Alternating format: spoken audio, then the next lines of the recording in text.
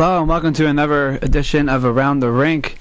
It's Kevin and Jack coming back at you one more week before Easter, and it's the final day of the regular season, so I know everybody's excited, and it's going to be interesting because stuff in the radio station here is not working so well, so bear with us with some dead space and whatnot. But glad you joined us today. Sorry we couldn't be with you last week, but here we are. We got all of our storylines set up, and now we have all of our teams set up. And we had a little bit of a change today in these bits of seating. It was actually a big thing. So, do you want to start there, Jack, or should we go with something else first? Yeah, let's start there. Right now, the Avalanche have a game at hand on the Blues, and with the Blues going on the losing streak that they have been with all their injuries and such, the Avalanche have jumped up to claim the division title in the Central. See, that's amazing to me because, we all know St. Louis was just rolling the entire year. Like, they were playing very well. I still think they're the team to beat in the Western Conference. I can talk about more of that later near the end of the show. But, they just had a rough go at it. Like, what's their last 10 record? All right, their last 10? Yeah. They're 3-7 in their streak. Oof. They have a 6-game losing streak. Yeah, that'll sink you, and it clearly has. Gosh, that's some of the injuries they have are Vladimir Tarasenko, TJ Oshie, Patrick Berglund, Vladimir Sobotka, David Backes, and Brendan Morrow. Geez, it's like half their team, or like a quarter of their team. The top two lines. Yeah. I know Backes didn't play today in a 3-0 loss to the Detroit Red Wings, which still couldn't help the Red Wings out get past Columbus, unfortunately for them. But that's such a crazy change of events because, for the longest time, Colorado was competing, but they weren't in there with, Chicago and St. Louis. Yeah, for until the last 3 weeks here, Avalanche have been right behind Chicago. Yeah, and that's why I thought I thought the possibility of Colorado moving up into the second seed, but I didn't think they're going to get that close on St. Louis. St. Louis they literally just needed one more point. Yeah. And in the past week, and they obviously didn't get it done. So that's that. So now as we take a look into the picture, I guess we can talk about a few other stories first. One that I really want to get to first is Ryan Smith announced that he was going to retire Saturday, right? Yeah. And he played today or yesterday? He played yesterday. And so he played in his last game as a professional player, and he's kind of bounced all over the place. You want to pull up his numbers, Jack? Yeah, I'll do that now. He's been around most notably for his time with the Edmonton Oilers, but I remember for a brief stint he was with the New York Islanders and Colorado Avalanche. And the Colorado Avalanche. So I was a guy that I liked, playing with in the video games. Some guy who I've known, for a while. I think, even the casual hockey fans, that was the one bright spot of Edmonton for a long time. Is they only had Ryan Smith, and now he's surrounded by a lot more younger, maybe more notable talent at this point in his career. But Again, always a respectable guy. He was a captain of the World Cup Canadian teams for like almost 7 years in a row because he wouldn't play in the playoffs when Edmonton was not playing so well, and so he'd be in the World Cup that happens at middle of June, or it ends up being right at the end of April, right in the May area. Obviously, if it conflicts with the United States or with the NHL, rather Stanley Cup playoffs, but he'd always be there representing his country, and he's definitely a good guy to have do that. Yeah, he's been playing in Edmonton or up in the Oilers organization since 94-95. Wow, that's actually quite impressive to be 20-year career. 15 years it says here. 15 years, so he was drafted earlier. Very nice. I mean, 15 with Edmonton, 2 with Colorado, 2 with the Kings, and 1 stint with the Islanders. Jeez, what was his numbers? 296 goals, 335 assists for a total of 631 points. All right, not a bad career. Too bad he couldn't get 300 goals, but yeah, he had a very impressive career nonetheless, and be sad to see him go. Never one of those guys again that we've been watching since we've been watching hockey. And always a guy that you always like to cheer for. Never feel any ill will towards him. I guess except when he was an Islander.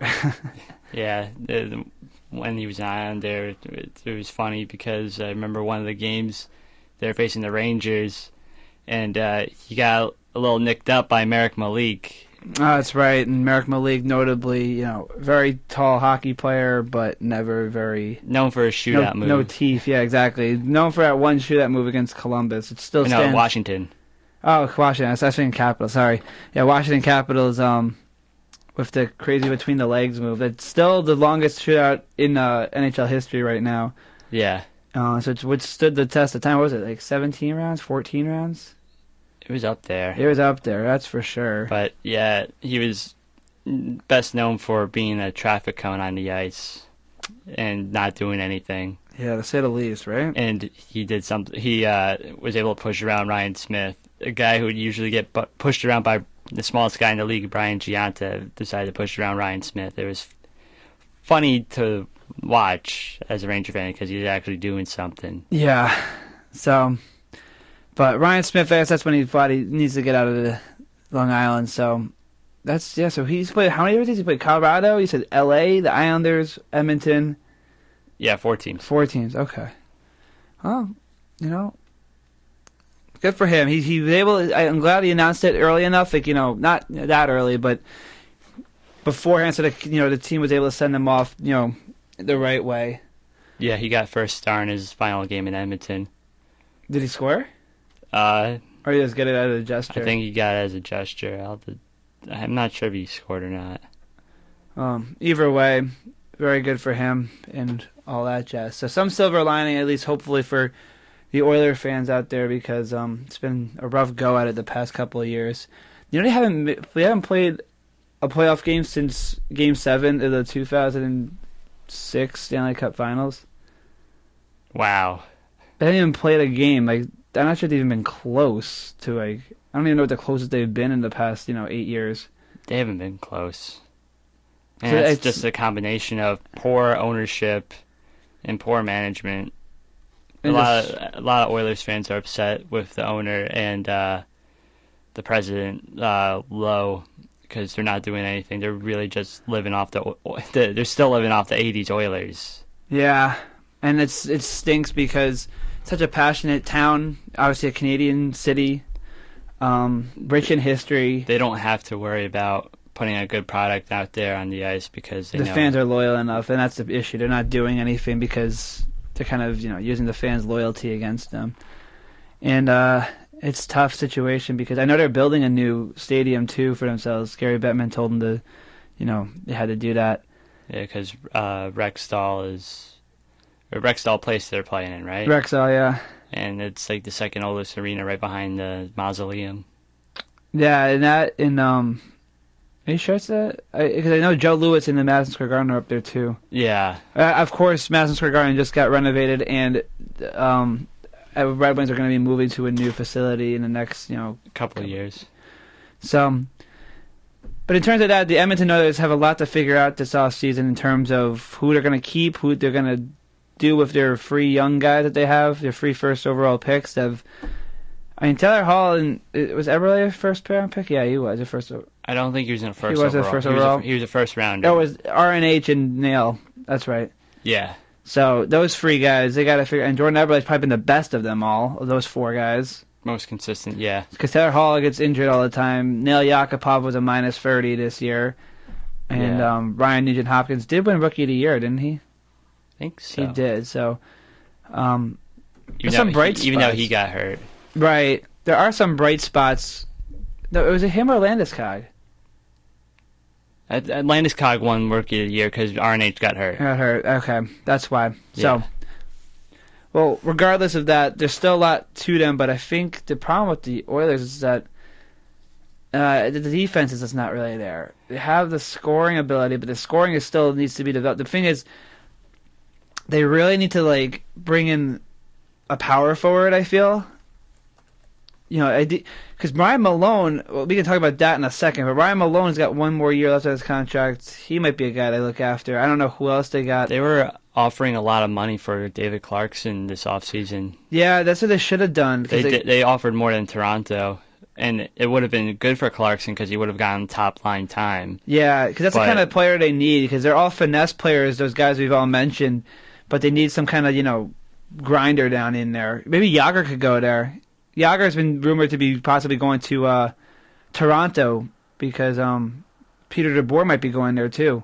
There's also rumors saying that DeBoer is going to sign an extension in New Jersey, so a lot is still up in the air. Well, let's talk about the Oilers just for a second. We'll stop on that because we're coming up with other stories here that have compiled over the past 2 weeks. Yeah, but with the Oilers defense, last couple of years they've gotten Justin Schultz from college hockey. They were able to sign him because he pulled some loophole with the Ducks. Right. They just drafted Darnell Nurse, who's developing into something. Okay. He just got sent down to Oklahoma City. I guess they're making the playoff run down there. Got it. And when the year of Nail Yakupov, they could have drafted who was it? Ryan Murray. Oh, who's kicking butt right now with Columbus? Yeah. All the Oilers scouts were saying, pick Murray because we need defensemen. But from ownership, it went down saying pick Nail. They wanted a superstar. Yeah. And so far, so bad for Nail Yakupov and the Oilers right now. So, I don't know. That's why I thought it was kind of weird that they went with two forward. You gotta really draft by need. I understand you're the first overall pick, but you're having 3 years in a row. You need to, sell it and get something out of it, and they only move up back a few spots or something. The management, ownership, has not done a very good job of running this team, and obviously we've seen the fans' reaction when they throw the jerseys onto the ice as of late, and a lot of the goalies were getting really mad about that too. Who was it? Was it Scrivens threw a jersey back? Yeah, he picked up the jersey and threw it back, and there was a lot of controversy when he got traded up there because some reporter made up some story about his wife not being happy in Edmonton, and Scrivens went on a Twitter rant about that. Because they were having a Chris Pronger years ago. Yeah. So I guess there might have been more truth to that, but that's interesting. So it's a combination of ownership, toxic media. What's up with those Western Canadian cities up there? Because the same thing happens in Vancouver, too. Yeah. I don't know. I guess it's just all they revolve around, and they can just... I guess they're all Larry Brooks out there. They can just say whatever they want. Right, because I know the media in Vancouver is absolutely, piranhas. Yeah. So, who is it? I read somewhere that, I don't even know, but a goalie from, one of those, from a Canadian city has, I think it actually might be an East Coast goalie. I think Robin Leonard has, fish, he has piranhas in his house, and they're named after, writers in Canada, in Ottawa, hockey writers.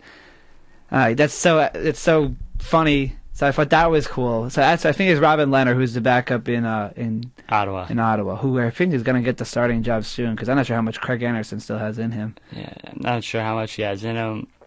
I didn't like that trade when it happened for the Avalanche, but I guess that worked out for them. Yeah, right? But, yeah, Leonard has shown some promise, but he's got to get his temper under control. Or, maybe he uses it to his advantage like Patrick Waugh once did. Yeah, he's got to, he's still green, he's still learning, and the hard part is as a goalie when you're, getting, beat a lot, it's hard to, stay positive, and that's kind of just, kinds of, territory. But I think, it's tough for Senators fans because they've been starting to make big strides. They made the A seed when they were last year with, or 2 years ago in 2012 playoffs against the Rangers, and they played them very tough, as we know. And then they beat Montreal last year. Beat Montreal last year. Was Ottawa the 3 seed or was Montreal the 3 seed? I think Montreal was the 3 seed. Okay. So that means they moved up 2 spots to the 6 seed then. Then Ottawa played Pittsburgh and lost Alfie's last game as a Senator. That's right. And yeah, they're in better situation than the Oilers. Yeah, because they at least have some superstars, and they have Erik Karlsson, probably one of the best defensemen in the game for sure, at least offensively. But where did they finish? They finished. They finished about 7 points out of a playoff spot, so not fantastic. What they got to do now is they got to figure out what they're going to do with Spezza, if they're going to keep him and try and put a puzzle piece around him, or sell him and try and rebuild those top 2 lines, because it looks like Bobby Ryan's not going to stay. Oh, is his contract's up? His contract's I can't up. imagine he'd stay. It's been so dismal for him up there. He's been doing all right up there. Actually. Has he really? Yeah, he put up a decent amount of I've points. heard nothing about him then. Yeah. I mean, look at the stats here. Ottawa was a minus 30 goal differential this year. So maybe they need help scoring and they need help keeping the puck out on the net. But again, Leonard, a young goalie, and Karlsson not really known for his defensive tact as much as his offensive stuff. I think the team just needs an upgrade overall. I think their talent is just not quite there because they sold a lot of it to Anaheim. Yeah, well, you're all right. They're not Bobby Ryan type numbers. 23 goals, 25 assists for 48 points. I guess I was just comparing that to, Ranger stats who is like a 20-goal scorer. So wow. 23 goals, it's not a bad season, but like what does he have like the past couple of years, like just points-wise? Is that 45 points, 48 points? Yeah, 48 points. Okay, what has he had like the past 3 years? So his last 3 years in Anaheim. Yeah, forget the shortened season. He got 30 points in 46 games there. That's pretty good. Yeah, he got 57 points in 11-12. Okay. 71 points in 10-11. And then 64 points in 09-10. Yeah, see, that's the thing. That's a 20-point swing there. Yeah. But again, the problem is when the whole team is not playing well, your numbers aren't going to look good no matter how good you are. Yeah. Unless you're like Rick Nash, if back in his Columbus days. Yeah. But that's interesting. So I can't imagine he'd be staying there. He can get top dollar elsewhere and be in a much better situation elsewhere. Yeah. He didn't approve that trade, right? He guys got traded. He didn't have no trade clause, right? Yeah, he just got traded. Yeah. And there's a lot of talk saying that he'll go back to his hometown of Philadelphia. I could believe that. Yeah. Problem is, they're so saturated of players, though, too. But you see, the thing is, they would be finally getting a winger instead of another center in Philly. Well, I mean, because they have so many top 6 forwards, but they're playing, bottom 6 time. Couturier could have been a top 6 forward, but now that he learned under Laviolette how to be a defensive center, and he's playing third line, he's playing third line with Braden Shen, who could also be top line category, top line, player soon too. Yeah. And then they have LeCavalier, they have Voracek, they have Giroux. It's a mess. They need defense, and they go get offense. Same thing every offseason with Paul Holmgren. Yeah, that'll be interesting to see what happens. I could definitely see Bobby Ryan going to be a Flyer. I could see it happening. All right, and then I guess before we get again into the playoff talk, strangely enough, out of Tampa, Ryan Malone was pulled over for not only a DUI but also for possession of cocaine, which is obviously illegal. There's not much known about the situation yet, but Malone's got 1 year left on his deal. And remember when he was with Pittsburgh and then signed that big deal? Yeah, big playoff series with Pittsburgh and then signed with Tampa. And it just hasn't panned out. Hasn't worked for him. He's been scratched a couple times this year. He was scratched for the final game of the season. Yeah. And he got 1 year left, so he's just a dead weight for them right now. Yeah, and you haven't seen something like this, the DUI, since like Hobby Bolin. Yeah, it's very rare for hockey players to be in these types of situations. So that's why it comes as a shock. And I don't want to dwell on it too much. There's not much known. There's not much what they're going to do about his future at this point. But yeah, just the report. It's just sad to hear about a guy who was so promising and fell on tough times right now. Yeah, and going right into the playoffs for Tampa, how they're going to fill that role. It's going to be a distraction, yeah. So it'll be very interesting to see what happens and how his teammates react and rally behind it if they do or not. So definitely not what Tampa Bay needed to have happen before going into the playoffs. Yeah. Any other big news? Let me check top weekly stories. I'm thinking we'll do our break and then we'll go right into the playoff coverage as best as we can, and if the time left after. Nope, that's it. All right. Yeah. Sounds good. If we think of something else, we'll mention it briefly. Yeah, we're going to take our break now, and then we're going to make sure we'll cram all the playoff stuff in together, because I know that's what everybody's excited for. I know I am, at least. So yeah, exactly. Stick around.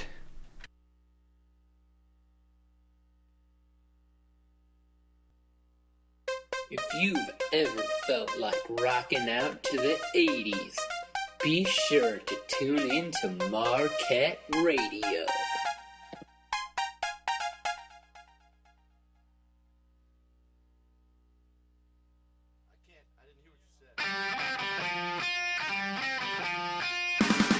If I had to describe it in one word, I would use the word loud. Yeah, it's extremely wow. Well, I tell you one thing, I don't want my children listening to it, that's for sure. This is Marquette Radio, the underground sound. No pansies allowed. And we're back. So, yeah, sorry about the messy kind of break. I was trying to do it all just by the timing, but, again, when we have no music or any sound in here, it's tough. So, anyways, a couple of quick hits, though, before we jump into the coverage. Lou Lamoriello has an article, or NHL posted an article by Lou Lamoriello, the general manager of the Devils, saying that Peter DeBoer will, in fact, be back for the Devils. Good move for the Devils. He's had the Devils helped him grow, and he's done a lot with not a lot. Yeah, exactly. But the thing is, they only been to the playoffs one of his 3 years so far. But there was a deep run, and he's had no. He didn't have any Parise the second year, and he had no Kovalchuk in the third year. So big blows to the team. It's hard to restock that, but I don't know. It made a lot of sense. I heard an article that Peter DeBoer would go to Toronto possibly because Carlisle's probably not coming back. Carlisle's not coming back. And yeah, the way Toronto completely blew up. I'm not sure if we mentioned that a week ago, but they lost 8 in a row to drop out of the first wild card spot into. They're out of the playoff race, and now they are eliminated. And they fell behind they only had 84 points, while the Detroit Red Wings, who were the last wild card, have 93 points. So they had the thing in the bag. Major implosion. Typical Toronto Maple Leaf fashion, right? Yep. So they thought that DeBoer would go up there because he can also work with Clarkson. Work with David Clarkson up there. But apparently likes, being in Newark. One person does.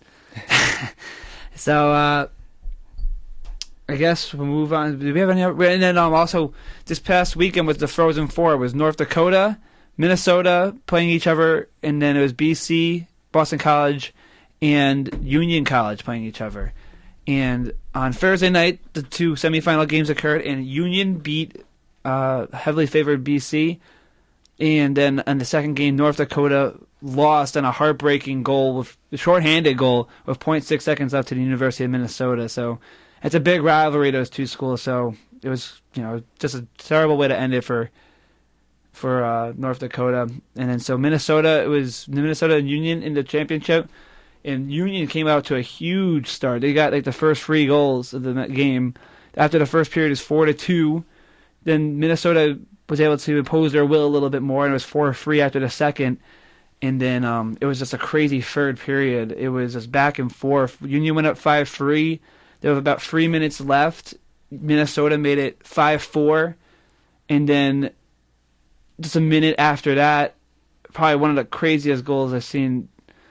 The Gobspier, whatever it is. Gobspier? Yeah, something like, yeah. The only drafted guy on the Union College roster, as opposed to the 14 guys on the Minnesota roster who have been drafted by NHL teams. The Union kid, Gobspier, makes this amazing diving poke check play, gets it out to his teammate, who then lost it to a teammate streaking down the left side of the ice, and the kid took 2 strides and shot it 5-hole on the goalie to almost just ice the game at 6-4, and then Union would add one more empty netter to put it all away. But it was just an unbelievable end to a game. And Union, congratulations to them. They won their first title in school history. They've really risen through the ranks the past couple of years. They made it to the Frozen Four last year as well, but were embarrassed in that semifinal matchup. So they, I don't agree with Barry Melrose all the time, but if you beat Boston College and then the University of Minnesota, you deserve to win the national title. Yeah. And so congratulations to them. It was tough, but also ECAC's won the last 2 now. Yale won last year over an impressive game over Quinnipiac, and now this year, ECAC Union College took them down again. It's good. New York got a win out of it. So yeah, hopefully more New York teams go to Philadelphia at the Wells Fargo Arena and win a couple more games. Yeah. All right. So now we got all the housekeeping stuff out of the way. But it's one of the best times of the year, and it's time for the Stanley Cup playoffs to occur. So today, there's only one more matchup that could have been changed to be, seeding wise. The East was locked up on Friday night or something, right? Or was it Saturday night? No, it's Thursday night. It was almost all locked up. So that's been set for a little bit. So I guess we'll start with the Eastern Conference and talk about it. So the Atlantic Division ended up with the Boston Bruins sitting atop the league, not just the division or the conference, but the league. They won the President's Trophy, and they will have home ice advantage as long as they're in the playoffs. So very big momentum boost for Boston, who did lose in a shootout today, 6-5 to Carolina, but almost irrelevant. So Boston went 54-19-9. They are a plus 84 goal differential and seemingly just unbeatable in general, but they're 31-7-3 on home ice. Gonna be really tough to go into Boston and get a win out of that. Yeah, for sure. For any team. So then second in that division will be Tampa Bay, who had a very impressive year despite having Stamkos not having him for about 3 months. And then trading St. Louis. And then trading Martin St. Louis too. So they've really had an impressive year. Ben Bishop has come on very strong. And he got hurt. He got hurt too, so who's been their goalie? Anders Lindbach has been their goalie. I'm not sure if Bishop... I remember hearing he got hurt. It's remainder of the regular season. Oh, boy. So he'll be back. Hopefully he'll be back for the playoffs 100% for them. Yeah, for sure, for Tampa Bay's sake. So they are sitting all right at second place. I never would have thought they would have been there. And in Montreal, the Canadiens are in third place. So Tampa Bay and Montreal are going to take on each other in the first round, which I think is going to be really fun to watch. And I feel like I think it's a push. I think either team has a good chance of winning that because Montreal has had they haven't been under the radar, but Carey Price has been having an unbelievable season. Yeah, and they have a really solid defenseman top. They have a solid six defensemen. Yeah, and I feel like my vote for Vezina right now would be Carey Price, just because I feel like Montreal was struggling too at the beginning of the year. I mean, Jack found a great link during the break, and I told him we were going to start with that first, but I kind of jumped the gun on that. So we'll go back to it now. It's on Thanksgiving Day. There's a stat. Jack, why don't you do it? They say if you're in a playoff spot by Thanksgiving, your chances are much higher at making the playoffs. Like 78% of the teams make the playoffs from Thanksgiving. And it's just funny to look back at the standings from Thanksgiving Day because you see, well, the Atlantic stayed pretty much the same except for Toronto being there. It was and Detroit being in the third place spot. It was Boston, Tampa, Detroit, Montreal, Toronto. And then in the Metropolitan, there was Pittsburgh Rangers. And then in third was the Washington Capitals. Fourth was Carolina Hurricanes. And fifth was the New Jersey Devils. 6 and 7 were Philly and Columbus. Who are now both in there, unbelievably. I mean, remember Philadelphia was, they were 10 and 12 by Thanksgiving Day. They were not playing well. Yeah, they're awful start. And they've resurged through like December. So December's like when they really turned it on. Yeah. And that's why I think personally my pick for MVP would be Claude Giroux, because I mean that guy literally willed the team to keep going. Yeah. I mean, I don't think I've seen a leader, motivate by example, in the past couple of years. I think maybe even since Messier, like Claude Giroux. Because, I mean, you say what you want about Jonathan Toews, he's a good player and a great leader, but Claude Giroux has got this extra little edge to him that is very Messier-like that I like to see, in a player. He's there's a lot of fire about him. And he's determined. Like, he will take over a game. Do you remember that 2012 series between Pittsburgh and Philadelphia? Yeah. In that game 6, he went out and killed Crosby in the opening shift, right after the puck went back. It was a big hit. He destroyed him. And then 20 seconds later, he gets the puck and goes and top shelf on Marc-Andre Fleury, and the place erupted. I was just like, you gotta be kidding me. This guy is just a firecracker out there for them. And again, he's not half bad with the puck on his stick. He does everything. And then I think we were at Buffalo Wild Wings over winter break, and they were down to Columbus 2 goals.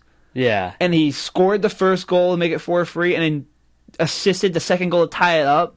And then they won it either in a shootout or overtime. But yeah, his one goal against them was ridiculous. It was like a spinning shot from the goal line against Bobrovsky. It was like top shelf, close side. Yeah, I mean, I remember watching that game. I was what? How do you? I couldn't believe it. Could not believe it. And then now that's it started that huge resurgence for them. And I think he's really something else. And I think he's a player that really should give a lot more credit. Like Jonathan Tavares should have won last year. I think he should have. He should have won it because literally, I don't think the Islanders were the same. If they went with the actual thing, most valuable player, like if you take the person off the team, where do they finish?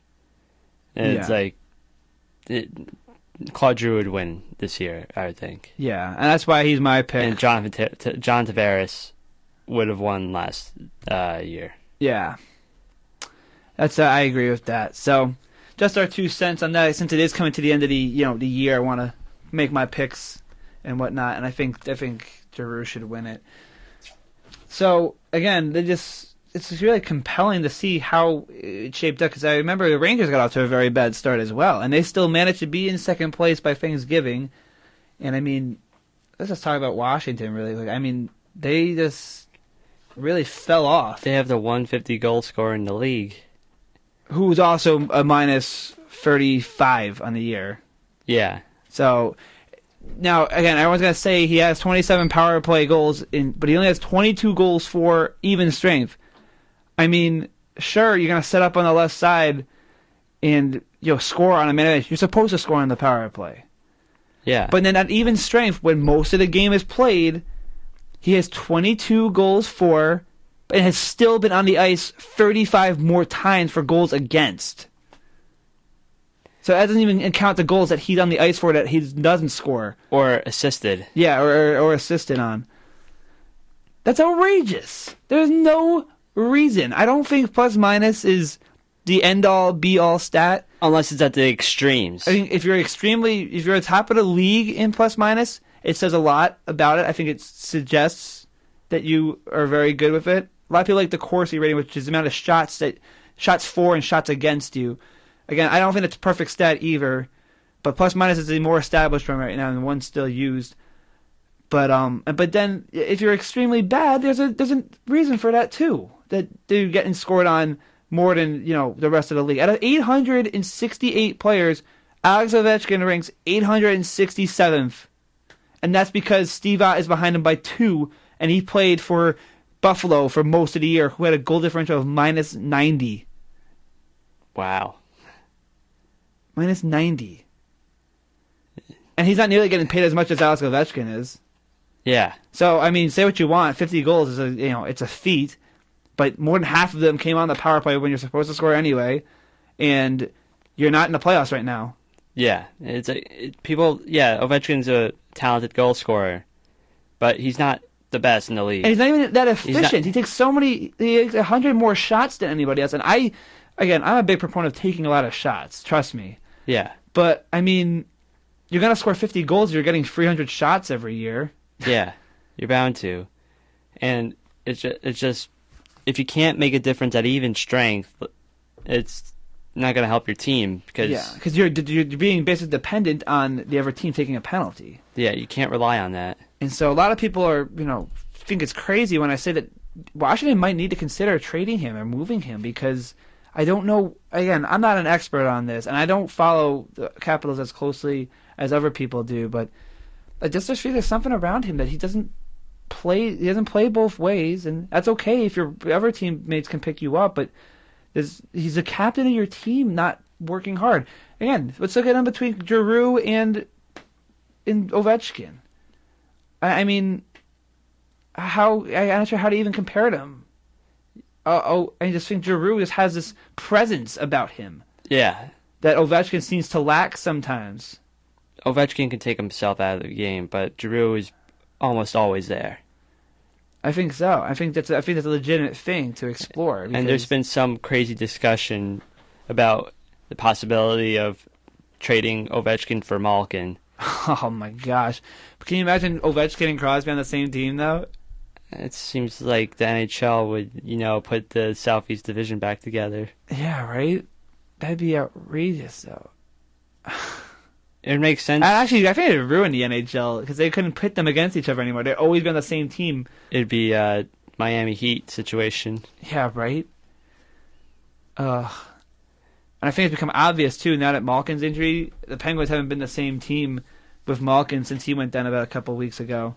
Yeah. And he was shut down for the rest of the season. I don't think the injury was terrible, but it was enough to keep him out a little bit. But a lot of teams have been doing that same thing where they shut him down for the precautionary reasons. Like Patrick Kane and Jonathan Toews both got rest days, in the past 2 weeks leading up to to today. Yeah, it's smart for teams to do that. Yeah. It just is, because just so many freak things can happen. Because yesterday there was a scare. Did you hear about Brent Seabrook took a shot to the leg late in the third period against Nashville? Did not hear that. It wasn't late in the third. It was probably middle of the third period. That was a crazy game, by the way, last night. Chicago was down 5-4, and Nashville just scored with 3 minutes left to go up. Chicago pulled the goalie, and they scored to tie it 5-5. Literally 15 seconds later, Nashville comes down and scores again to make it 6-5. Yeah. Wow. Crazy game. Just a crazy game. But we're getting a little bit off topic here. I think the thing is, Washington looked like they had a lot of promise. They were 12-11 at the break, a quarter of the way through the season, and they just didn't get it done, which is not, again, this has been the way the Capitals have been going the past couple of years. This is the first time they're missing it did they miss it last year? No, did they play Boston last year? No, we played them. Rangers. That's right. The Rangers played them and eliminated them, and they played tough. But Ovechkin scored in game 1, and that was it. Yeah. and the Rangers completely dominated Game 7 in Washington with a 5-0 drubbing. With 2 shutouts from to end it. Yes, that's right. That's Game 6. Didn't that go to overtime? Or no, am I thinking? No, it was a 2-0 win. Okay. Yeah, so so it took a huge performance from Henrik Lundqvist the entire series. Henrik Lundqvist in the defensive pairing of McDonough and Girardi. Right. But which they all have Ovechkin's number now.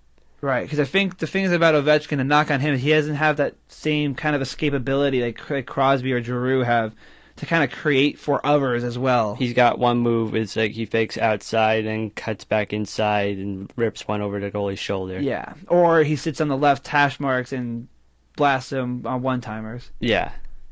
And like again, he's good at that, but again, like you said, Jack, they've had his number. If they find a way to make him not effective and to make him go -35 for the entire season. Yeah. How's your first line center? How's your first line player a -35 rather? It doesn't make sense. And the popular saying down in Washington, I think, is a quote from Ovechkin. It was weird. It's like the Russian machine never breaks. And no, I'm thinking, why is it the Russian machine was never working? I mean, again, he can win all the Maurice Bouchard trophies he wants, but it's not going to bring him a Stanley Cup if he's not going to, do the little things. He's not going to adjust his game whatsoever. That's the thing. And do you want that kind of person as your captain? As a team thing, is it a team game? I don't want that. Personally, I wouldn't want that either. And I don't know.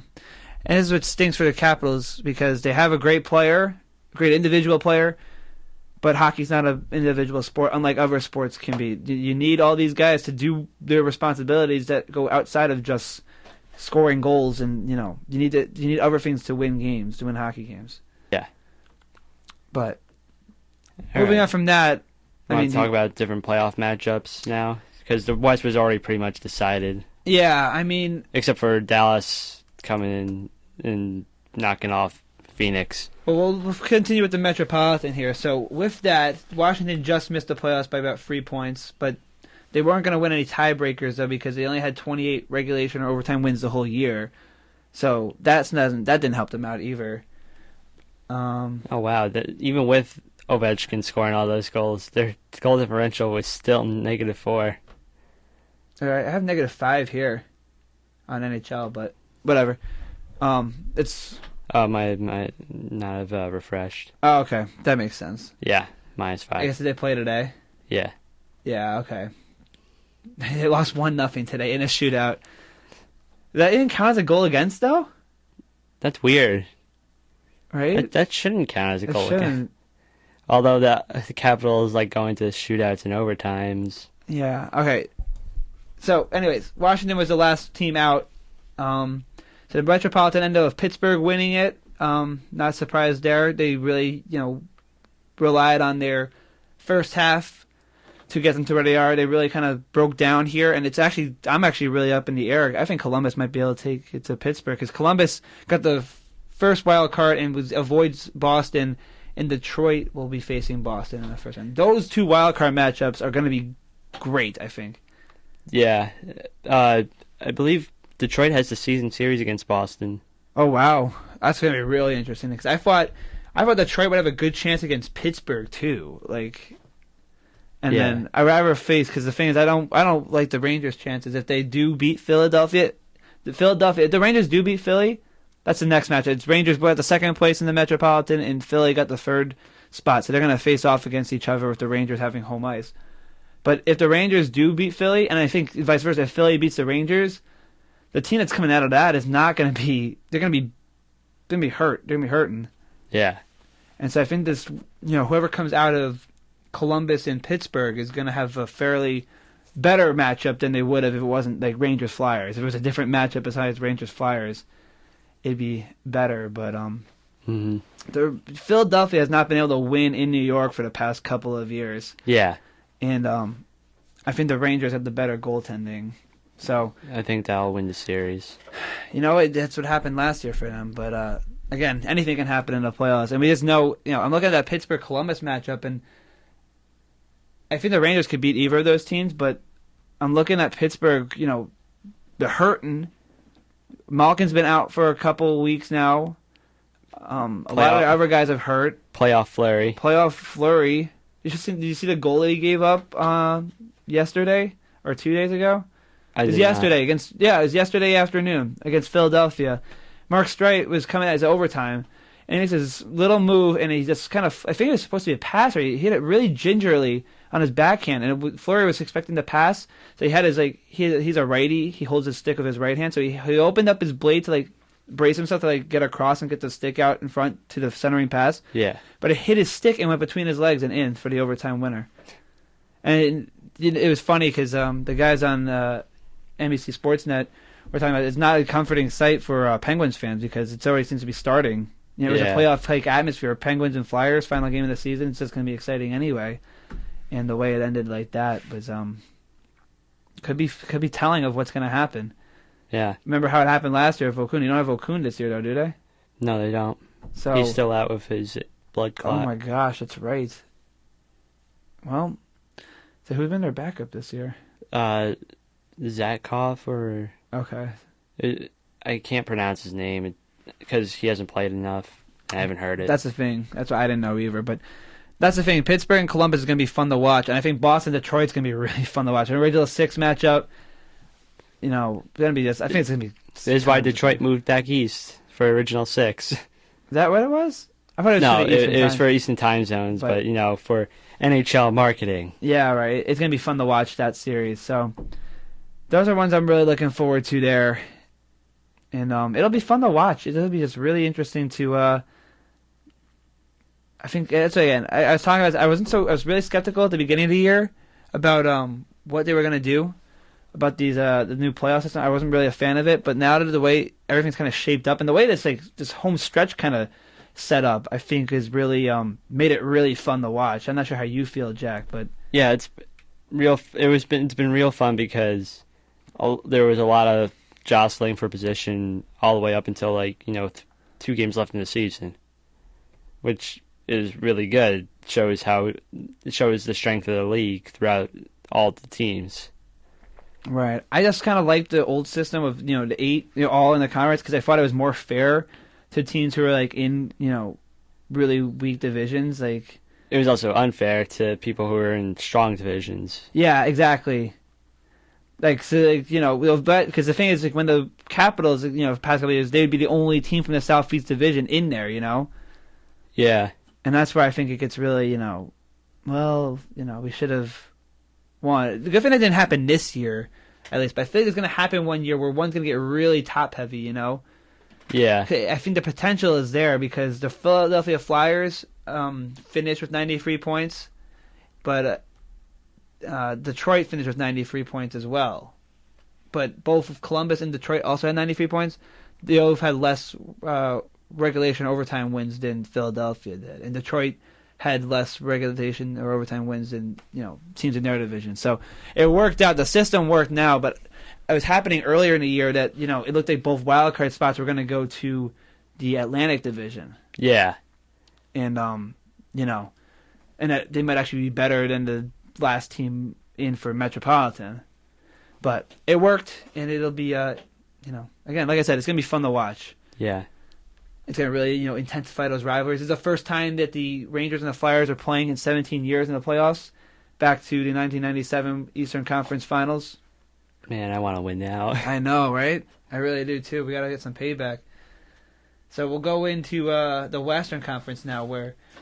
the Ducks claim top seed. Ducks claim the top seed, so they'll have the home ice throughout the rest of the Western Conference playoffs, and then, if something happens to Boston, they will become, as far as they go, then Ducks will have home ice. But it was the Ducks, and then we'll go over the Pacific. Ducks, and then San Jose had 111. They've had a really impressive year. Even with a couple injuries, too. Exactly. Thomas Hertl and Logan Couture. Yep, exactly. And they've been able to persevere. And I want to get back to them in a second. And LA rounding up the top 3 in the Pacific. And it's going to be tough. That San Jose-LA matchup is really that's tough because and there's another matchup like this in the Western Conference. I'll let you explain the Central Division in a second. But LA and San Jose, those are two quality teams right there that are gonna someone's not gonna make it to the next round, and I think both those teams deserve it. Yeah. But one of those teams is not gonna make it. Yeah. You'll have to see how that series plays out because the winner of that series could either be dead tired going to the next series, or it could be riding high. Yeah, and it's gonna be a nitty gritty kind of. Yeah, both these teams have shown that they could play with a lot of skill, or they could play the gritty game. Yeah, they're just bang. And we went to the game on the 16th, right? On the 16th of March, when they came to town against the Rangers, and I never knew how. Especially this year, at least. I'm not sure if it's been the constant, because I don't get to see them as much. The Sharks played a very good defensive game. Yeah, I think it's just recently they've just started because... They have a very strong defensive core now. Yeah, with all their young guys like Vlasic and Braun. Yeah. Yeah, exactly. And they blocked almost as many shots as the Rangers had shots on goal. Or like two-thirds of how many shots on goal they had blocked as well, too. And they won 1-0 on a shorthanded goal by Logan Couture, which was a very nice goal, by the way, too. Yeah. So, I mean, I never thought the Sharks could play like that. They played, they're really known for their puck possession game and, really killing it on the power play and just getting a lot of shots on the opposition. The Rangers outshot them, but still they were able to get the win. Niemi was phenomenal. Their defense held really strong, and their forwards weren't as successful, but Logan Couture picked his spot and made it happen for them. And that's why I think the Sharks are going to be very dangerous. But at the same time, who does better defensive hockey than the LA Kings? They're a prototype. They're the team you look to for defense and grit. And either them or Boston, and especially in the Western Conference, I think LA is head and shoulders above anybody else with the gritty game at least. Yeah, that's not taken away from Anaheim or anything, but that's how LA grinded out their Stanley Cup from the eighth seed. Yeah, and they perseverance, and they just made it to the conference finals last year too. Yeah, they have what it takes. They know the hardships and what it takes to get there. And the Sharks, are notorious for bad playoff performances. It'll be interesting to watch. It'll be fun. It'll be really good because aren't they the ones that had that? Remember that 6-5 game a couple years ago where LA was down or something like that, or was LA was up 4-0 or something, and San Jose stormed all the way back. I think so. They had one. It was just I think it was my freshman year of college or a couple of years ago, and it was just unbelievable. The game was the series was just crazy. But then also during their Stanley Cup run, the Kings did beat the Sharks one time, I think, or I think it was one of their opponents. No, yeah, I think it was. I don't know off the top of my head. I gotta research this a little bit better, but these teams aren't any strangers. They've been longtime rivals. Yeah, that'll be fun to watch too. Rivalry. Exactly. See if the Sharks go blackout for the playoffs. Yeah, that's what the Kings did. I hope not, but I like the teal. Their new jerseys now are really cool. Keep the teal. Yeah, because that's just a unique color around the league. Yeah, so we'll see what happens for them. They'll be at the first home game. I don't know when the schedule is out, but we'll post that to the website as soon as we can. Before we touch the Central Division, the Minnesota is going to got the first wild card, and Dallas edged out Phoenix for the final wild card spot. And who won that matchup? Did they beat Phoenix, or is that already clinched now? Because they play on today, but I guess they already clinched last night. Last night, yeah. So this game had a lot of potential to be a very big game, but I guess the Phoenix loss also hurt them. Yeah. Hurt the Phoenix Coyotes, rather. Yeah. So, unfortunate for the Coyotes because they've been a relatively competitive team the past couple of years. They just can't Mike Smith going down a couple of weeks ago. That's right, against the Rangers. That's right. That really derailed them. I totally forgot about that. And it actually almost helped the Rangers. That was a big momentum win for them, too. Yeah. So, very interesting to see how things shook out there. Yeah, Phoenix lost to San Jose 3-2 yesterday, and meanwhile the Wild won 4-2 over St. Louis. So, But I'm talking. That's how Minnesota. Dallas won 3-0 over St. Louis. So Central Division winner Colorado will be facing Minnesota Wild in the first round. Yes, that's going to be interesting. One interesting thing I want to say about this, Patrick Waugh's last game was a playoff loss to the Minnesota Wild. That in 2003? Yeah. Isn't that like when Richard Parks scored in like overtime? Yeah. Oh my goodness! Oh, I remember that. The Manny Fernandez and Dwayne Rollison of Minnesota. Oh my gosh! And Gabrick. Rolly the goalie. Oh my goodness! I remember that too. I was kind of. I like the Avalanche. I like Patrick Waugh, but I was kind of pulling for Minnesota. I kind of remember too because they're kind of like the scrappy underdogs. They were a new, expansion team. Yeah. Oh my gosh! I didn't believe that. I can't believe that was his last game. But now he has the chance to avenge it. Patrick Waugh payback tour this year. No kidding. I mean, the fact that Colorado got the first, place in the division is outrageous in and of itself. Yeah. It looked like, for me, St. Louis had that locked up all year. And Chicago, when they had their two superstars, locked down for the rest of the season, it came closer and closer. It's like, okay, I can see Colorado getting home ice out of this. But now, St. Louis took a huge tumble. Well, not a huge tumble, but it took a significant tumble to fall out of what I thought they had a very, locked up Central Division. Now, they don't get the banner, but they put themselves in a real bad spot because they're playing Chicago, and this is the other matchup I was talking to you about that has like the two frees in both of these Western Conference matchups are really, these are big juggernauts that I, thought could be a Final Four. Yeah. Are now you're seeing these kinds of matchups in the first round. Yeah, which is fun. So you used to see them, the 4 or 5 seed were really good playoff rounds. Yeah, exactly. Good point. But now you get 2 of those. And they're rivalries. Yes. I mean, San Jose and LA has been a rivalry as long as both teams have been around. Both really close.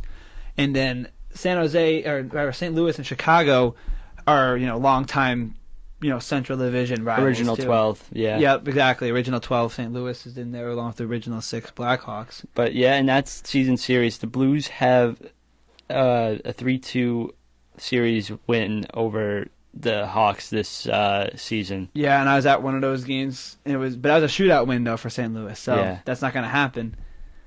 It'll be interesting to watch. It'll be one of the better matchups. I think maybe of the playoffs. It depends on seeing who advances where. Let's see if we'll have to see how the Hawks defense plays, or if Corey Crawford fails.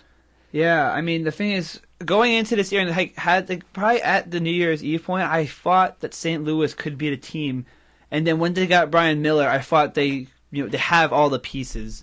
Yeah.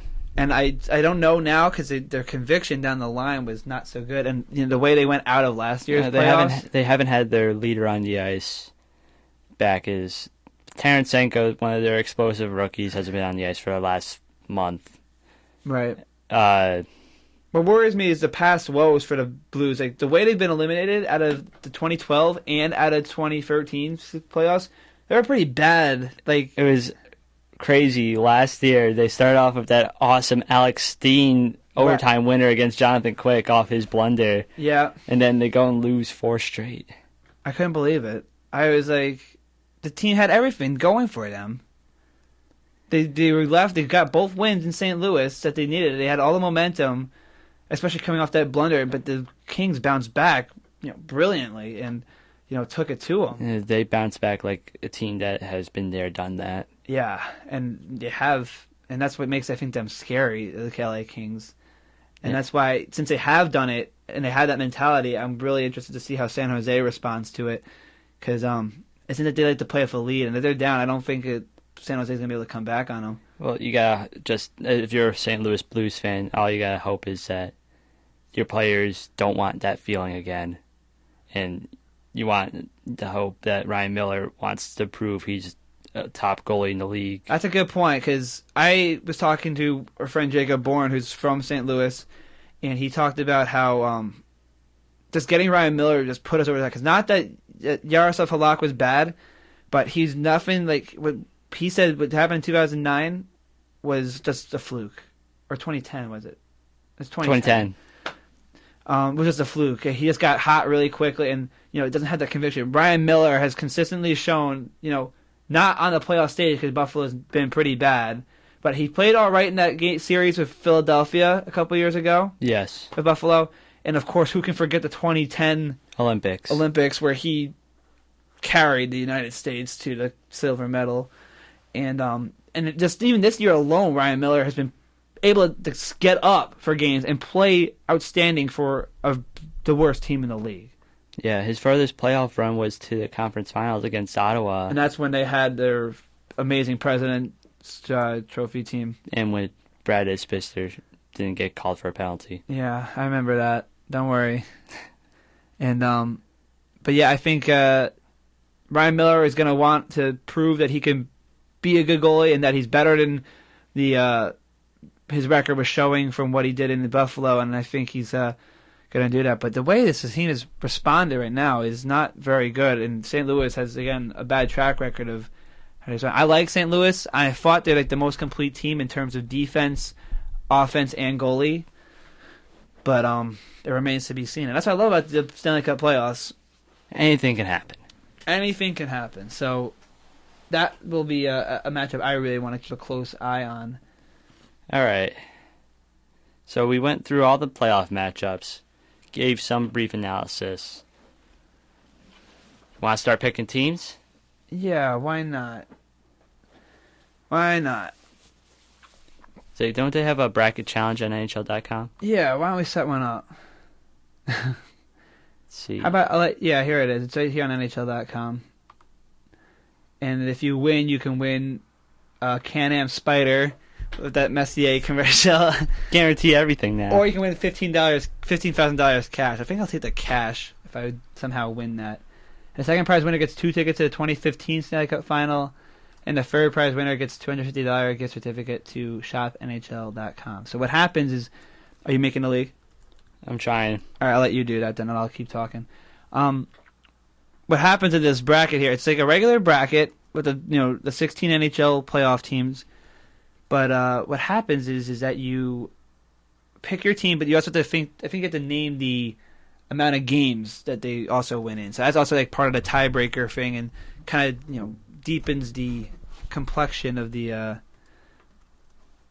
the actual knowledge that you have for the game, and just kind of your insight.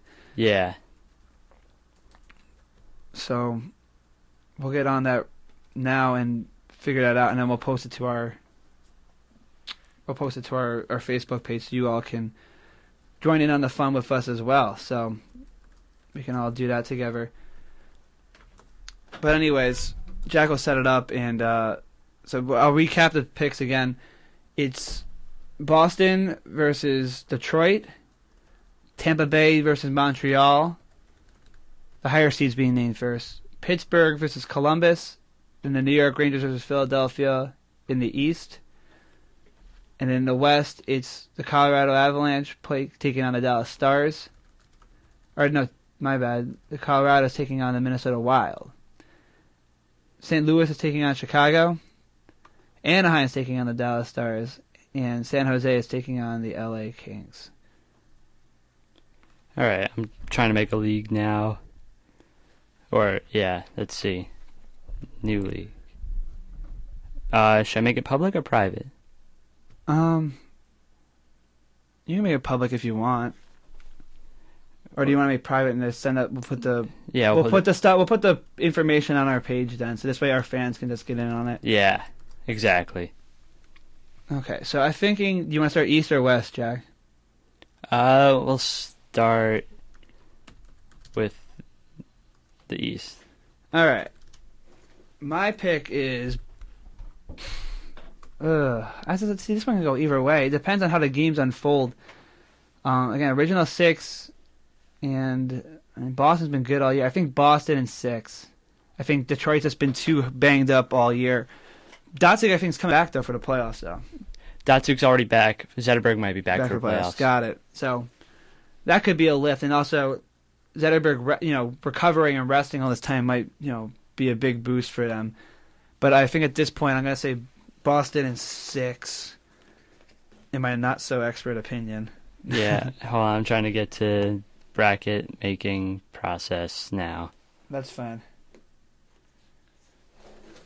Okay. And then what else do you got going on then? So, I guess the other come back April 14th to make your picks. Oh, okay. So tomorrow we can make our picks, but yeah, we can go over the matchups right now. All right. So I feel like Boston in 6. So what do you think then, Jack, for Boston and Detroit? Detroit in 7. Detroit in 7. Okay. We'll have these recorded too. I had this whole thing going, so we'll be able to go back and do that. All right. So then we'll go Tampa Bay and Montreal. I think Montreal in 5. I feel like Carey Price has just been playing too well this year. I think Tampa in 6. All right, we've already posed those two. Okay. Then Pittsburgh and Columbus. I would say Columbus in 7. I'd say Columbus in 7 too. Bobrovsky's has been great all year, and I think the Penguins they're gonna miss Malkin for the first couple of games in the first round, and if Columbus can win like the first 1 or 2, if they can steal one at Pittsburgh, they got this. I think you're right. So, both say Columbus in 7. So then, rounding it out, Rangers and Philadelphia. I think Rangers in 6. I think Rangers in 5. Really? What makes you think they're going to get it in 5? They're going to steal one in Philly. You think Lundqvist is going to, shut them down? Yeah. All right. So, yeah, the only one we agreed on so far was Columbus in 7. All right. So, we'll move on to the West then. We'll go with Anaheim and Dallas. I think Anaheim can win that in 5. Yeah, Anaheim. I think Anaheim has got it all together right now. They've had a very good year, and I just don't see Dallas, having the same depth as Anaheim does. Yeah, the one thing I'm just worried about with Anaheim is goaltending. Yeah, it's been inconsistent at times this year, and that's a very good reason to be worried. So, that's a one wild card factor of Anaheim. Inconsistent goaltending. You gotta just hope Hillard has his Olympic game together. Yeah, that's a good point. So then we'll go to the other Pacific Division matchup. San Jose and LA. This is going to be one of the tough ones. I want to say San Jose in 6. I think they're going to find a way to set themselves up offensively. And again, I think their defensive game has improved, and I don't think LA is going to be able to handle the defensive game because LA has been like the Rangers. They can't seem to score that often. And I think if San Jose can find a way to put their offensive depth, to practice, I think they're going to be able to break through. So yeah, I think I think San Jose in 7. I think all their guys are going to realize this is probably our last chance to make a run. All their guys like Thornton, Marlowe, and just keep that core together. Mm-hmm. It'll be one of their last runs. I agree. I think that you're right because the urgency is gonna be on, and that may help, might hurt them. But I think I'm convinced that they learned how to defend. Yeah. And the way they played the Rangers, who have been, with Alain Vigneault, have been putting a lot more shots towards the net. They still got outshot San Jose, but it could have been a lot worse. And it takes only one shot to score a goal. Yeah. And I think San Jose has finally gotten the defensive aspect of their game to rise. So I think San Jose in 6. You say San Jose in 7. And then Colorado. No, we already got St. Louis and Chicago then. I just don't like the way St. Louis has played. I thought they were the way to go. And I think St. Louis' ceiling is so high, too. I think they could actually go to the final. Yeah. And it is a different cast. Yeah, I would say St. Louis in 6. Why do you say you just think the goaltending is going to beat them out, or? I think goaltending and overall defense. I mean, I like Chicago's defense a lot, though. But see, they got the one factor on their defense that makes me not want to pick them. I hear ya. I can't pick because I like Chicago in their offense, but I think. If we're gonna go on goaltending, I know Brian Miller is a big game goaltender. I don't know. I just know it's gonna go 7 games. All I'm going to right. predict 7 games. I think there's going to be one of those, classic matchups where it's going to be, back and forth the entire time. Is Jonathan Tays going to goal Steve Yzerman with the goal? Oh, my gosh. That'd be insane, wouldn't it? Yeah. Except that would be if it was Game 7, it would be in St. Louis. St. Louis. All right. I got to pick one, though, for going on the record, don't I? So, yeah. I'm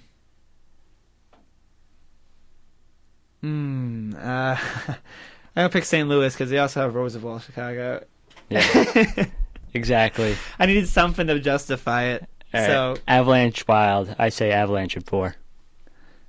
yeah, I could go with that. Colorado's just been relentless all year. They're like the one most consistent team on, I think. The one thing I like about them is Wah goes and scouts each goalie before each game. And that was a huge thing because we talked about. I like the Colorado Avalanche, and the thing is they've been up and down. I remember when they had their fire sale in I think my first or second year here hosting this show, and I was like, "What are they doing?" Yeah. I couldn't believe what they were doing, and now here they are. And I think you said it when they hired Patrick Waugh that it might be like the best thing they could have done is hire a goalie for. I think you said I think the best thing for any hockey team could do. Yeah. Because a goalie kind of understands, the whole game kind of. Not like the playing, but the part that a lot of people don't know about, he understands, as well as, the other aspects. Yeah. And like you said, go on what you're saying. I cut you off. He goes and scouts every goalie, knows all their weaknesses, knows their tendencies. When he faced the Rangers, he told I think it was Tyson Berry in the shootout, to go backhand top shelf on Lundqvist. And lo and behold, he goes and does the move and scores on Lundqvist to win the game in the shootout. Yeah, unbelievable. So he's got every goalie figured out. So I think he's going to be scouting Brizgalov for the next 3 days. I think not a chance in the world for a while. Yeah, that's a good point because Brizgalov is one of his goalies that's famous for not playing so well over the past couple. He's played it well with Minnesota, but I think Minnesota again they've had their issues because Minnesota does have a good home record. Yeah, one of the best in the league, if not the best. But I think Avalanche just edge them out. Colorado's just been so consistent too. Like they've been rolling since day one. I feel. Yeah. Where were they? Where were they at Thanksgiving? I think they were third. They were third in the Central. They were right up there though with Chicago and St. Louis. They were 6th in the conference, but those are all the teams that were in front of them were playoff teams too. So they've been consistent all year. And Nathan McKinnon's had a great year, great rookie season. I mean, they just got Varlamov's having a career year. Yeah. He set the franchise record in wins. I know, over Patrick Waugh's record. I couldn't believe that. But I think Patrick Waugh has the most wins by any rookie coach in NHL history. Dang. Unbelievable. So, all right, that's our first round because we're coming out of time right now here, but we can we'll disclose our picks on the bracket challenge. On the bracket challenge, and we can also just post individually too. Also, one other thing that I've been starting with, part of one of my final projects for my design course is setting up a new website, and I decided to pick for this show. So I'm still working on it now, but more details to follow on that. Hopefully, me and Jack can start up a blog and hopefully interact a little bit more with everybody who wants to listen to the show. Especially since I'm going to be graduating, I won't be here as often, but hopefully Jack will want to take it on for 2 more years thereafter. So. And also, I got a text from my parents, and just to mention, I guess it wasn't very clear, I picked against the Blackhawks because they have both Corey Crawford and Michael Roosevelt on their team. Yeah, I just need a way to justify it because I think this team is. I think it's a push. I really do think Chicago and St. Louis is going to be a push. Dad texted us Roosevelt, the person who should not be named, when we were being not so subtle, saying the one factor on the Chicago Blackhawk defense that I don't want to pick them for. I thought it was Corey Crawford. Well, but that's because you never mentioned Roosevelt anymore, though. I try not to. Yeah. Bad stuff.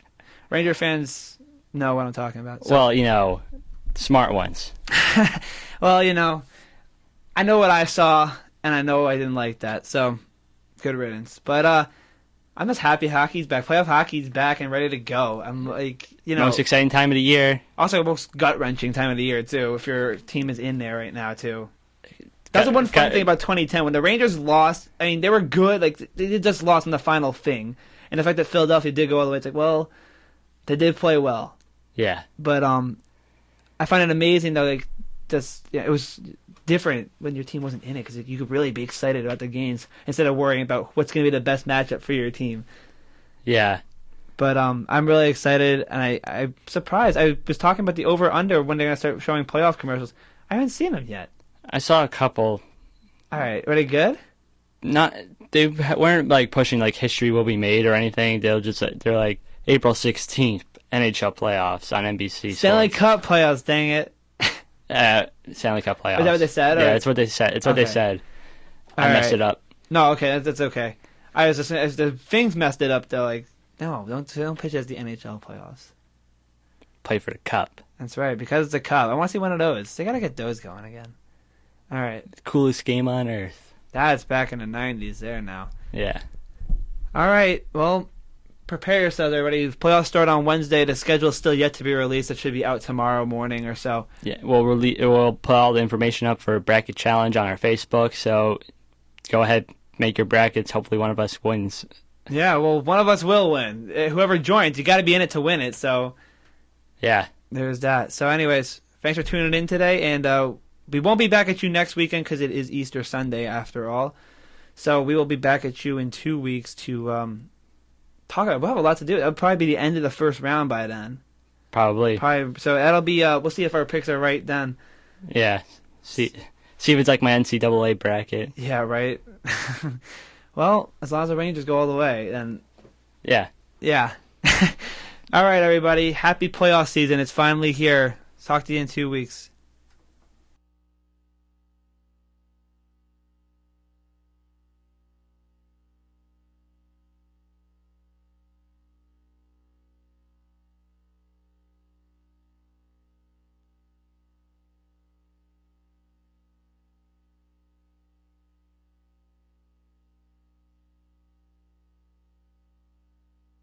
Try to see it my way. Do I have to keep on talking till I can't go on? While you see it your way, run the risk of knowing that our love may soon be gone. We can work it out. We can work it out. Think of what you're saying. You can get it wrong and still you think that it's